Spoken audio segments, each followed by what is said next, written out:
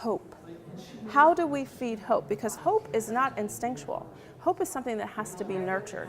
Hope is something that we have to tend to every day. And so part of this building community resilience work is actually understanding, identifying what are those aspects of the day-to-day existence that is creating such fear in our communities. Youth violence prevention is really about understanding that there are numerous different ways that we can each be part of changing the outcome for a young person. By focusing on trauma and by focusing on how we're more responsive to trauma, allow us to then effectively support young people in reducing the likelihood that they'll engage in violence. So I'm here today at the Muhammad Ali Center with the city of Louisville as they kick off their resilience strategy work to build what we call a resilient Louisville.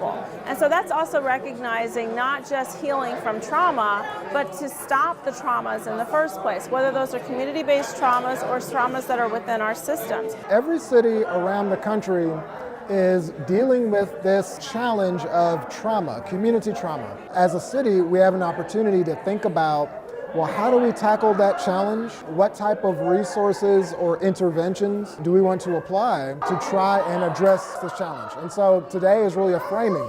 How do we think about it? How do we talk about it? How do we come together? So I think one of the things is having this courageous conversation with regard to what are the sources of trauma in our community.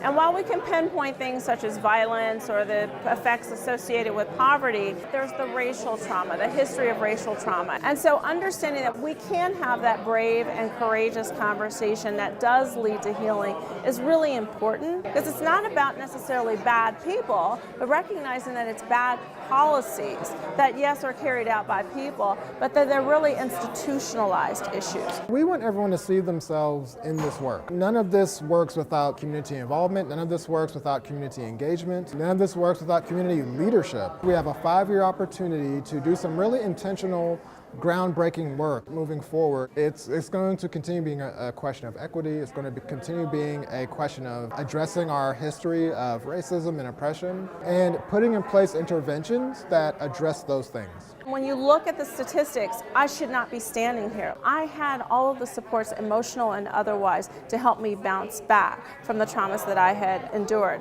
And so understanding that just from my own personal narrative, but then applying all of the science that backs that experience up, helps me to understand that this is a living testament to what we can create and how we can help individuals not only bounce back, but to bounce forward.